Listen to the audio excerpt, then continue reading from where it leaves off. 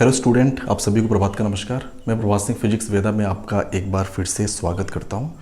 और डेरिवेशन के next phase में अभी हम लोग बात करेंगे electric field due to uniformly charged circular disc. Ring की हम लोग बात कर चुके थे कि रिंग के एक्सियल पॉइंट पे इलेक्ट्रिक फील्ड का जो स्ट्रेंथ होता है वो कितना होता है, फॉर्मूला हमने देखा था। और इसके बाद हमने देखा था कि जो maximum value of electric field ring के एक्सियल पॉइंट पे निकल के आती है वो कितनी थी। फिलहाल अभी हम लोग बात करेंगे, एक डिस्क आपके सामने गिवन है, यूनिफॉर्मली चार्ज्ड है, जिसपे सरफेस चार्ज डेंसिटी गिवन है sigma coulomb per metre square. पहली बात तो ये कि अब तक हमने जो भी डेरिवेशन किया उसमें जो चार्ज का डिस्ट्रीब्यूशन था वो लीनियर था। वहाँ पे हम लोग लैम्डा टर्म्स को साथ लेके चलते थे, लीनियर चार्ज डेंसिटी मतलब चार्ज पर यूनिट लेंथ। यहाँ पे जो चार्ज का डिस्ट्रीब्यूशन है वो पूरे डिस्क के सरफेस पे, पूरे एरिया पे, इसलिए यहाँ पे एक टर्म्स डिफाइन किया गया सिग्मा, जो कि सरफेस चार्ज डेंसिटी है, यानी सिग्मा कूलम ऑफ चार्ज पर मीटर स्क्वायर इस डिस्क के ऊपर डिस्ट्रीब्यूटेड है। डिस्क का रेडियस गिवन है r, उसका सेंटर, और सेंटर से x डिस्टेंस पे पॉइंट P पे आपको इलेक्ट्रिक फील्ड का इंटेंसिटी कैलकुलेट करना है। उसके लिए जो भी फॉर्मूला निकल के आने वाला है उसको डिराइव करना। पहली बात तो ये कि यहाँ भी आप सिंपली कह सकते हैं कि ये जो पॉइंट है it is situated on the axial line of this disc. Disc के एक्सियल लाइन पे है। तो जो एलिमेंटल चार्ज का हम लोग चुनाव करते थे अब तक, शुरू से हम लोग यही देखते हैं कि जब भी कंटिन्यूस चार्ज डिस्ट्रीब्यूशन का केस होता है तो हम एक छोटा सा एलिमेंट चूज करते हैं। उस एलिमेंट की वजह से पहले इलेक्ट्रिक फील्ड कैलकुलेट किया जाता है। After that depending on the body surface हम पूरा का पूरा इंटीग्रेट कर देते हैं कंप्लीट इलेक्ट्रिक फील्ड कैलकुलेट करने के लिए। यहाँ पर भी कुछ ऐसे ही करेंगे हम लोग। यहाँ पर हमें एलिमेंट का चुनाव करना है। तो पहली बात तो ये कि देखिए, जब भी एलिमेंट का आप चुनाव करें ना, तो आप कोशिश करें कि जो एलिमेंट आपका हो, जो एलिमेंटल चार्ज आप ले रहे हैं, वो अगर किसी पॉइंट के रेस्पेक्ट में सिमेट्रिकल हो तो बहुत बढ़िया चीज़ होती है वहाँ पे। तो आप कह सकते हैं कि क्यों ना यहाँ से हम गए ऊपर, यहाँ से y डिस्टेंस ऊपर गए, और y डिस्टेंस ऊपर जाने के बाद हमने एक रिंग चूज़ किया। ये हमने ले लिया रिंग, ये एलिमेंटल रिंग है एक्चुअली। और सबसे पहले काम क्या करें, इस एलिमेंटल रिंग की वजह से इलेक्ट्रिक फील्ड जो भी वहाँ पे निकल के आना है वो हम कैलकुलेट करें। ये आपका रिंग यहाँ पे दिखाई दे रहा है, this one is the ring, जो कि सेंटर से वाई डिस्टेंस पे है। और खासी का साथ ही साथ जो इसका विड्थ गिवन है, ऑब्वियस सी बात है कुछ ना कुछ इसका विड्थ गिवन होगा। वो विड्थ हमने मान लिया, let us suppose the width of the ring was dy। इसके विड्थ को हमने मान लिया dy, ठीक है। ये y डिस्टेंस ऊपर है सेंटर से। अब एक काम करें, पहले इस रिंग की वजह से यहाँ पे इलेक्ट्रिक फील्ड को हम कैलकुलेट कर लें। उसके बाद ओवरऑल हम 0 से लेकर r तक की लिमिट लगा के इंटीग्रेट कर देंगे, तो पूरा कंप्लीट डिस्क की वजह से वहाँ पे जो भी इलेक्ट्रिक फील्ड निकल के आना था वो आ जाएगा। अगर हम ये मान लें कि जो चार्ज गिवन था डिस्क को वो पॉजिटिव चार्ज था, इसका मतलब रिंग भी जो आपका ये है this is also positively charged ring, ठीक है। ये रिंग आपकी पॉजिटिवली चार्ज्ड है। अब इस रिंग की वजह से जो भी इलेक्ट्रिक फील्ड होगा पॉइंट P पे, पिछले केस में हमने देखा था कि जैसे ये हमने अगर रिंग ले लिया, छोटा सा यहाँ पे दिखा दे रहे हैं आपको, रिंग से इसके सेंटर से x डिस्टेंस पे, अगर यहाँ पे हम इसकी रेडियस को मान लें, let us suppose r is the radius of the ring, तो यहाँ पे जो भी इलेक्ट्रिक फील्ड निकल के आता है, इलेक्ट्रिक फील्ड का जो स्ट्रेंथ होता है that was kqx divided by x square plus R square, और पावर यहाँ पे होता है 3/2, क्यू जो कि इसको टोटल चार्ज गिवन होता है, ये चीज़। इसी कॉन्सेप्ट का यूज़ हम यहाँ पे करेंगे। अब हम इलेक्ट्रिक फील्ड कैलकुलेट करना चाहें due to this elemental ring, तो सबसे पहली चीज़ तो ये हमें पता होना चाहिए कि इस रिंग को कितना चार्ज गिवन है, कितना चार्ज इस रिंग पे है। चलो हमने मान लिया कि इस रिंग पे जो टोटल चार्ज का मैग्नीट्यूड है वो है dq अमाउंट ऑफ चार्ज मान लिया इस रिंग के ऊपर है। अब यूनिटरी मेथड का यूज़ करके हम dq की वैल्यू इजीली कैलकुलेट कर सकते हैं। आप ये बोलेंगे कि भैया जब एरिया सिग्मा तो पर मीटर स्क्वायर यूनिट एरिया पे इतना चार्ज गिवन है, तो इस एलिमेंटल स्ट्रिप का एरिया कितना हो जाएगा, ठीक है। तो आप यहाँ पे लिख सकते हैं कि एरिया ऑफ एलिमेंटल रिंग, जो भी हमने रिंग यहाँ पे लिया है उस एरिया को हमने बोल दिया DA, और एरिया हो जाएगा ये पूरा का पूरा रिंग का लेंथ हो जाएगा 2πy, क्योंकि इसकी रेडियस हमने y मान रखी है। तो ये हो जाएगा 2πy मल्टीप्लाइड बाई जो इसकी विड्थ होती है, विड्थ हो गया आपका dy। तो 2πy dy जो है ये तो इसकी चौड़ाई, इसका एरिया हो गया इस एलिमेंटल रिंग का। और हमें ये पता है कि यूनिट एरिया पे सिग्मा चार्ज गिवन है, तो इतने एरिया पे कितना चार्ज गिवन होगा, सिग्मा मल्टीप्लाइड बाई जो भी इसका एरिया निकल के आया। उस चार्ज को हमने मान लिया dq, तो आप लिख सकते हैं कि dq will be equals to sigma multiplied by 2πy and dy। यानी कि इस रिंग पे इतना चार्ज है और इस चार्ज की वजह से हमें इलेक्ट्रिक फील्ड कैलकुलेट कर लें पहले पॉइंट P पे। तो आगे हमने लिखा electric field at point P, यानी कि electric field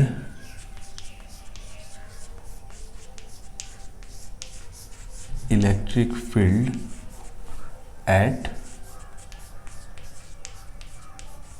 point P due to ये जो dq है या फिर एलिमेंटल रिंग, उस इलेक्ट्रिक फील्ड को हम डी नाम देंगे क्योंकि छोटा सा इलेक्ट्रिक फील्ड होगा। रिंग हमने काफ़ी कम थिकनेस का यहाँ पे अज्यूम कर रखा है, तो वो हो गया D and D will be equals to K. अब यहाँ पे देखिए रिंग की वजह से इलेक्ट्रिक फील्ड कितना होता है, के मल्टीप्लाइड बाई क्यू। क्यू क्या मतलब कि जो उस रिंग के ऊपर चार्ज होता है, तो यहाँ पे तो रिंग के ऊपर चार्ज हमने डी क्यू मान रखा है, तो के मल्टीप्लाइड बाई हो जाएगा डी क्यू। यह है x, x मतलब जितने डिस्टेंस पे आपको कैलकुलेट करना है, जहाँ भी तो हमें x डिस्टेंस पे कैलकुलेट करना है रिंग के सेंटर से, तो x यहाँ भी हो जाएगा divide by X square plus r मतलब रिंग का रेडियस, जो कि यहाँ पे हमने रिंग का रेडियस कितना मान रखा है, y मान रखा, तो यहाँ पे हमें करना पड़ेगा y स्क्वायर एंड पावर हो गया 3/2।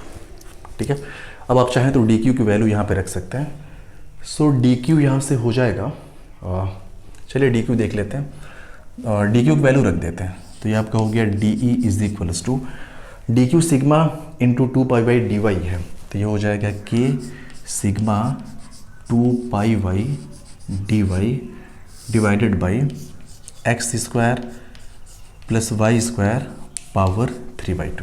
ये तो de निकल के आ गया due to this elemental ring. अब टोटल हमें इलेक्ट्रिक फील्ड कैलकुलेट करना है, इसका मतलब इस de को ओवरऑल हमें क्या करना पड़ेगा, इंटीग्रेट करना पड़ेगा। देखिए जो डी की जो डायरेक्शन होती है वह एक्चुअली डी इसी डायरेक्शन में होता है, यहाँ पे ये हो गया डी, इसलिए यहाँ पे कोई कंपोनेंट का लफड़ा ही नहीं है। आप ऐसा मत सोचिए कि नहीं डी के कुछ ना कुछ कंपोनेंट्स निकल के आएंगे, नहीं, इसी लाइन के अलॉन्ग होता है डी, तो यहाँ पे कोई कंपोनेंट का प्रॉब्लम नहीं है। अब सिंपल हम इसको इंटीग्रेट करते हैं, तो कंप्लीट इलेक्ट्रिक फील्ड या फिर net electric field due to complete disc, हमने लिखा net electric field due to complete disc.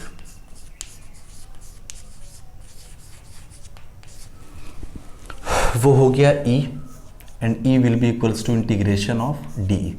अभी लिमिट की हम बात नहीं कर रहे हैं, लिमिट हम देखेंगे कैसे यूज़ करना है कैसे यूज़ नहीं करना। सबसे पहले D की जो वैल्यू है वो रख दें, तो ये हो गया K सिग्मा 2πy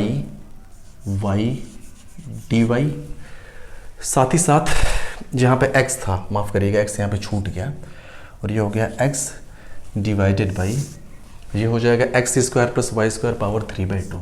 सो x square plus Y square power हो गया 3/2। अब इसके बाद का स्टेप अपना यही होता है कि जो भी कांस्टेंट टर्म्स होते हैं उनको हम इंटीग्रेशन के बाहर कर लेते हैं। क्या क्या कांस्टेंट है, के कांस्टेंट है, सिग्मा कांस्टेंट है, 2π कांस्टेंट है, इनफैक्ट एक्स भी कांस्टेंट है, एक्स भी कांस्टेंट है, ठीक है, उसको भी हम बाहर कर सकते हैं। तो ये सारी चीज़ें कांस्टेंट है, वाई कांस्टेंट नहीं है, आप देख सकते हैं। ये जो वाई डिस्टेंस हमने ले रखा है ना, रिंग को हम यहाँ भी चूज़ कर सकते थे, रिंग को हम यहाँ भी चूज़ कर सकते थे, इसका मतलब वाई वेरी कर रहा है। आप देख सकते हैं यहाँ पे डी वाई का टर्म्स इंट्रोड्यूस हुआ है पहले से। तो जो कांस्टेंट टर्म्स हैं उनको हमने बाहर कर लिया, तो कांस्टेंट में आपका हो गया के सिग्मा 2π, चलिए एक्स को भी बाहर ही कर लें, एक्स के सिग्मा 2πx, अंदर बचा इंटीग्रेशन साइन के y d y divided by ये x square plus Y square and this is power 3/2। ये ई को हम लोग कैलकुलेट कर रहे हैं, अभी फिलहाल हम लिमिट के बारे में सोच ही नहीं रहे। अब देख सकते हैं जो इंटीग्रेशन निकल गया, शुरू से हम यही तो इंटीग्रेशन कर रहे हैं, बाय सब्सटीट्यूशन मेथड। तो बाय सब्सटीट्यूशन मेथड का जहाँ आप यूज़ करें, सब्सटीट्यूशन में क्या करते हैं, वेरिएबल इज इक्वल्स टू, तो वेरिएबल वहाँ यहाँ पे y है, तो y equals to X tan theta हम यहाँ पे सब्सटीट्यूट करेंगे। तो चलिए हमने सब्सटीट्यूट कर दिया कि let y is equals to X tan of theta. ठीक है, इसको x के रेस्पेक्ट में डिफ्रेंशिएट करें, क्योंकि देखिए इसको x के थीटा के रेस्पेक्ट में अगर हम डिफ्रेंशिएट करें, x के रेस्पेक्ट में नहीं, थीटा के रेस्पेक्ट में डिफ्रेंशिएट कर रहे हैं, तो ये आपका हो जाएगा dy is equals to X sec square theta and this is D theta. So dy की वैल्यू हम लोग कैलकुलेट कर चुके हैं। अब जो जो चीज़ें हमने अज्यूम कर रखी है वो यहाँ पे हम रखते हैं। तो आपका हो गया e इज इक्वल्स टू के सिग्मा 2 पाई, और ये हो गया आपका x, और इंटीग्रेशन के अंदर इसको मिटा दे रहे हैं, सॉरी इसकी कोई ज़रूरत नहीं है, फिलहाल इसको हम समझ चुके हैं। सो इसको हम यहाँ से रब करते रहे। ये के सिग्मा 2 पाई एक्स और इंटीग्रेशन साइन के अंदर y, और y की वैल्यू हमने मान रखी है एक्स tan ऑफ थीटा। सो ये हो गया आपका x tan theta divided by X square, ये हो गया आपका एक्स स्क्वायर प्लस y की जगह पे एक्स tan थीटा है, तो ये हो गया X square tan square theta power 3/2। ठीक है, और dy, यहाँ पे dy भी तो है ना, dy आपका है X sec square theta D theta, तो ये हो गया X sec square theta and D theta. अब जो भी चीज़ें कैंसिल आउट होनी है उसे कैंसिल कर लें हम पहले। तो कैंसिल करने के पहले एक स्टेप और हम जाएंगे, K sigma 2 pi X integration, ये x इंटू एक्स आपका हो गया X square and this is tan theta, और ये हो गया sec square theta D theta divide by, आपको पता है नीचे वाला टर्म्स क्या निकल के आता है, X cube sec cube theta निकल के आएगा यहाँ से, जो कि हम शुरू से बता रहे हैं आपको। शुरू में हमने इसको एक्सप्लेन भी किया था, आप पिछली वीडियोस देखेंगे, वहाँ पे देखेंगे पूरा हमने कम्प्लीटली इसको एक्सप्लेन किया कैसे होता है ये। अब एक्स स्क्वायर हो गया, ये एक्स हो गया, एक्स क्यूब कहने का मतलब कि एक्स क्यूब वाला टर्म्स कट गया। ठीक है, सेक स्क्वायर थीटा ये कट गया, नीचे सिर्फ और सिर्फ सेक थीटा बचेगा। अब देखिए यहाँ से हो जाएगा sine theta by cos theta, और cos theta into sec theta हो जाएगा 1। कहने का मतलब इंटीग्रेशन साइन के अंदर सिर्फ और सिर्फ हमें क्या मिल रहा है, ये तो हो गया के सिग्मा 2 पाई, और इंटीग्रेशन साइन के अंदर सिर्फ और सिर्फ हमें मिल रहा है tan theta by cos theta करेंगे, और कॉस इंटू ये पहले से सेक है वो 1 हो जाएगा, तो ऊपर सिर्फ बचेगा हमें sine theta and this is D theta, which implies अगर इसको हम इंटीग्रेट कर दें यहाँ पे तो ये हो जाएगा के सिग्मा 2 पाई, और साइन थीटा का होता है माइनस कॉस ऑफ थीटा। ठीक है, अब आप बात करेंगे लिमिट की, कि लिमिट के बारे में तो अभी तक अपने कुछ सोचा ही नहीं। पहली बात तो ये कि लिमिट आप यहाँ पे सोचिए, अगर लिमिट हमें लगाना पड़े y के रेस्पेक्ट में, अगर वेरिएबल y को एज्यूम करके लिमिट को लगाना पड़े, तब बोलेंगे y को, अगर रिंग को हम जस्ट यहाँ पे चूज़ किए रहता ना, रिंग को जस्ट हम यहाँ पे चूज़ किए रहते तो ये y 0 होता, रिंग को हम यहाँ पे चूज़ करते तो y होता r के बराबर। यानी कहने का मतलब कि जब तक y के रेस्पेक्ट में हमारा इंटीग्रेशन दिख रहा है तो वहाँ पे आप लिमिट लगा सकते हैं 0 से लेकर r तक। ठीक है, चलिए 0 से लेकर r तक की लिमिट हम लेके चलते हैं हर जगह।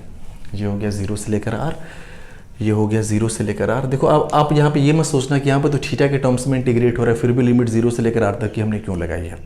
0 से लेकर r तक की हमने लिमिट लगा रखा है, लेकिन सबसे पहले हम काम क्या करेंगे, यहाँ पे 0 से लेकर r, ऐसा नहीं कि थीटा की जगह पे r कर देंगे -0 कर देंगे। पहले हम क्या करें, ये जो लिमिट हमने चूज़ की है वो 0 से लेकर r तक की लिमिट चूज़ की है, जब तक वेरिएबल अपना y था उसके टर्म्स में हमने चूज़ किया है। तो एक काम करिए, जो कॉस थीटा निकला है ना, इसको उसी y के टर्म्स में लेके आए और फिर जाके हम ये लिमिट अप्लाई कर सकते हैं वहाँ पे। तो कॉस थीटा आप इजीली यहाँ से देख सकते हैं, cos theta will be equals to, आप यहाँ से देखिए कॉस थीटा की वैल्यू कितनी हो जाएगी, कॉस ऑफ थीटा। थीटा का कहने का मतलब कि ये वाली चीज़, ये जो आपको डिस्टेंस दिख रहा है ना, एक्चुअल में ये वाले एंगल की बात कर रहा है, ये हो गया थीटा। तो कॉस थीटा आपका हो जाएगा x डिवाइडेड बाई, ये आपका हो गया, सॉरी चलिए ये हो गया x square plus y square और पावर हो गया 3/2। तो कॉस थीटा आपका हो जाएगा यहाँ से, कॉस थीटा यहाँ पे नहीं, हम यहाँ पे लिख दे रहे हैं, जगह यहाँ पे नहीं है, यहाँ पे हम लिख दे रहे हैं cos of theta is equals to हो जाएगा बेस का मतलब x divide by hypotenuse, hypotenuse आपका हो गया x square plus y square Y square और ये हो गया पावर 1/2। तो वही चीज़ हम यहाँ पे करते हैं, ये हो जाएगा फाइनली के सिग्मा 2 पाई, और कॉस थीटा को हमने लिख लिया x divided by X square plus Y square, ये हो गया x divide by X square plus Y square, ठीक है। और ये पावर 1/2 और लिमिट लग गई आपकी 0 से लेकर r। ये चूंकि माइनस भी यहाँ पे है, यहाँ पे माइनस है, ठीक है। अब एक काम कर सकते हैं, इस माइनस को अगर हटाना हो ना तो ये लिमिट को हमें रिवर्स करना पड़ेगा। तो ठीक है, माइनस को हटा के लिमिट को रिवर्स कर दे रहा है ना, इस माइनस को हमने हटा दिया और ये जो 0 से लेकर r तक की आपको लिमिट दिख रही थी ये हो जाएगा r to 0, यहाँ पे लिमिट हो जाएगी r से लेकर 0 तक की। अब जो वैल्यू है उसको सब्सटीट्यूट किया जाए तो ये तो हो गया के सिग्मा 2 पाई, x के जगह पे 0 करेंगे तो पहला वाला टर्म्स तो पूरा का पूरा 0 हो जाएगा।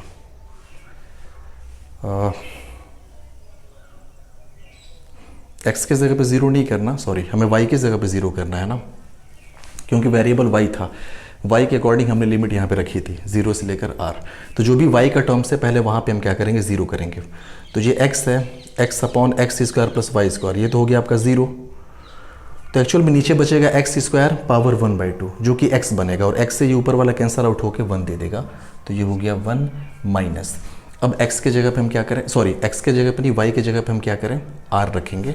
तो ये तो आपका हो गया x डिवाइडेड बाई, ये आपका हो गया X square plus R square, और ये हो गया पावर 1/2।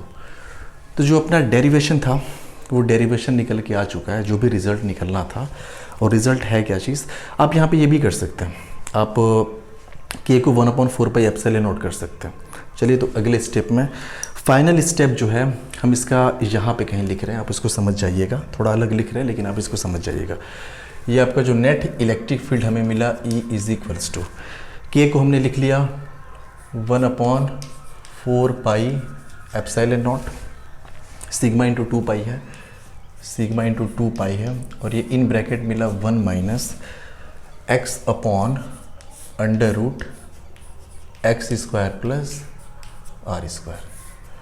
अब देखिए 2 पाई से ये कटा, नीचे हुआ 2, तो कहने का मतलब हमें मिला E = sigma upon 2 epsilon not 1 minus X divide by under root X square plus R square. So this is our final result, and this is the intensity of electric field due to a uniformly charged circular disc at a distance x from the center। x distance पे centre से sigma जो है surface charge density उसका है, r ring का जो है वो आपका, रिंग का नहीं सॉरी डिस्क का जो है वो आपका रेडियस है। सो ये रिजल्ट बहुत ज़्यादा इंपॉर्टेंट है डेरिवेशन के पॉइंट ऑफ व्यू से। सो एक बात और यहाँ पे समझने में आपको थोड़ी प्रॉब्लम यहाँ पे आई होगी कि हम 0 से लेकर r तक की लिमिट लेके चल रहे हैं। यहाँ पे हम डायरेक्टली नहीं लिख सकते, ये थीटा के टर्म्स में इंटीग्रेट हो गया है, लेकिन हमने लिमिट रखी है y के टर्म्स में, जब तक वेरिएबल अपना y था। इसलिए हमने क्या किया, इसको y के टर्म्स में लेके आए, और फिर y की जगह पे upper limit minus lower limit में हम 0 से लेकर r तक की लिमिट लगा सकते हैं। जहाँ पे माइनस था इसलिए हमने लिमिट को रिवर्स कर दिया, r से लेकर 0 कर दिया, और फाइनली आप देख रहे हैं कि आपके सामने जो रिजल्ट निकल के आना था वो इतना निकल गया। अब इसमें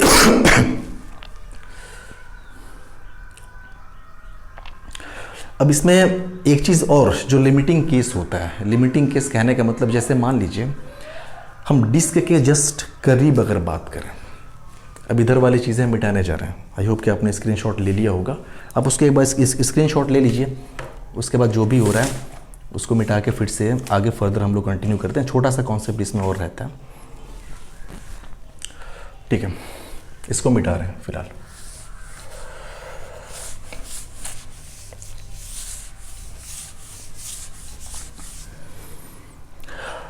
कहने का मतलब ये कि जैसे मान लो कि ये डिस्क हमारे पास है, ये डिस्क हमने सिंपली ऐसे बना दी, ये डिस्क है, ये जो भी डिस्क है अपनी, आप समझ जाइएगा।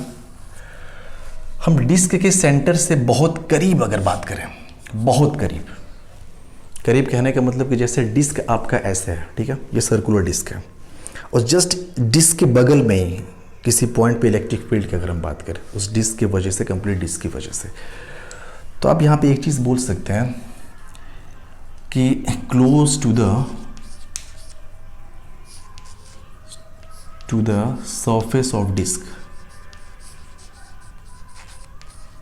सरफेस ऑफ डिस्क, अगर डिस्क की सरफेस के बहुत करीब की अगर हम बात करें तो ये जो x आपको इतना दिख रहा था ना, ये पॉइंट अगर जस्ट करीब होता तो आप कहते तब तो x टेंडिंग टू 0 हो जाता, x की वैल्यू कितनी हो जाती, x 0 के करीब हो जाता, इतना छोटा हो जाता x। उस केस में जो इलेक्ट्रिक फील्ड है, इलेक्ट्रिक फील्ड आपका निकल के आता, x के जगह पे यहाँ पे 0 कर लीजिए, ये पूरा टर्म 0 हो गया, तो इलेक्ट्रिक फील्ड मिला सिग्मा अपॉन 2 एप्सिलॉन नॉट, तो ये हो गया सिग्मा अपॉन 2 एप्सिलॉन नॉट। कहने का ये मतलब है कि जब डिस्क से बहुत करीब उसके सरफेस के इलेक्ट्रिक फील्ड की अगर हम बात करेंगे तो वो हो जाएगा सिग्मा अपॉन 2 एप्सिलॉन नॉट। ये इलेक्ट्रिक फील्ड उस डिस्क के रेडियस वगैरह पर डिपेंड ही नहीं करता, ये कांस्टेंट वैल्यू निकल के आती है। होता क्या है कि जब बहुत हम करीब बात करते हैं ना, तो ये जो डिस्क है, अगर ये पॉइंट बहुत करीब हो डिस्क के, तो इस पॉइंट के लिए ये डिस्क जो होगा वो इनफाइनाइट साइज का हो जाएगा। यानी कि हम ये कह सकते हैं कि this is a case of uniformly charged infinitely large sheet, आप ये कह सकते हैं। उस केस में जो रिजल्ट निकल गया सिग्मा अपॉन 2 एप्सिलॉन नॉट निकल गया। देखिए उसका हम लोग अलग से डेरिवेशन करेंगे कि कोई शीट अगर है और शीट में भी क्या खासियत है कि वो इनफाइनाइट साइज की है, उसकी वजह से जो भी उसके आसपास इलेक्ट्रिक फील्ड होता है वो सिग्मा अपॉन 2 एप्सिलॉन नॉट ही होता है, ठीक है। अगर वो इनफाइनाइट साइज की है तो आप कहीं भी कैलकुलेट करिए। यहाँ भी जस्ट कुछ ऐसा ही है, भले इसका एक डेफिनेट साइज है, लेकिन अगर हम उस पॉइंट के लिए बात करें जो कि इस डिस्क के बहुत करीब है, तो उस पॉइंट के लिए जो डिस्क है जो इनफाइनाइट साइज की हो जाएगी। आप इस वॉल का एग्जाम्पल ले लीजिए, दीवार का। इस दीवार को अगर हम काफ़ी दूर से देखें, दीवार का ये ब्लैक बोर्ड ही है, अगर आप दूर से देखें तो आप इसके साइज़ के बारे में अंदाज़ा लगा सकते हैं, लेंथ कितना होगा, विड्थ कितना होगा एंड ऑल दैट। लेकिन अगर आप बहुत करीब इस दीवार पे ऐसे चिपक के, बिना आँख ऊपर किए, बिना लेफ़्ट राइट किए, बिना आँख को नीचे किए, अगर आप इसके साइज़ के बारे में अंदाज़ा लगाना चाहें तो आप इसकी साइज़ को बता नहीं सकते। न तो आपको ऊपर वाला एंड दिखाई देगा, न तो लेफ़्ट वाला, न तो राइट वाला, न तो डाउन वाला, अगर सर ऊपर नीचे करके ना देखा जाए तो। इसका मतलब कि जब तक हम इस बोर्ड को दूर से ऑब्जर्व कर रहे थे तब तक ये डेफिनेट साइज़ का था, लेकिन जैसे हम एकदम करीब होकर इसको ऑब्जर्व करना शुरू कर दिया, उस केस में ये जो ब्लैक बोर्ड है ये इनफाइनाइट साइज़ का हो गया। तो जो इनफाइनाइट होता है वो एक रिलेटिव टर्म्स होता है कि हम किसी चीज़ का ऑब्जर्वेशन कहाँ से कर रहे हैं, कहाँ से नहीं कर रहे हैं, उस बात पर डिपेंड करता है कि कौन सी चीज़ इनफाइनाइट होनी है, कौन सी चीज़ इनफाइनाइट नहीं होनी है। जैसे हाथी हमारे लिए इनफाइनाइट साइज़ का नहीं है, लेकिन अगर विद रेस्पेक्ट टू अगर एक चींटी बात की जाए तो चींटी के लिए वो इनफाइनाइट साइज़ का है। इसीलिए हमने बोला कि जो इन्फिनिटी होता है वो एक रिलेटिव टर्म्स होता है। तो ये तो कहानी पूरी है electric field due to uniformly charged circular disc, उसके जो भी क्या बोलते हैं कि सराउंडिंग में किसी पॉइंट पे आर डिस्टेंस पे, और जो पॉइंट है हमने उसके एक्सिस पे ले रखा है। आगे हम लोग बात करेंगे अब electric field due to uniformly charged infinitely large sheet. और उम्मीद करता हूँ कि आपको ये लेक्चर पसंद आया होगा। आप बता सकते हैं हमें कमेंट बॉक्स में, अगर कहीं पे कोई प्रॉब्लम है तो फिर से उस चीज़ को कोशिश की जाएगी सही करने के लिए। Thank you.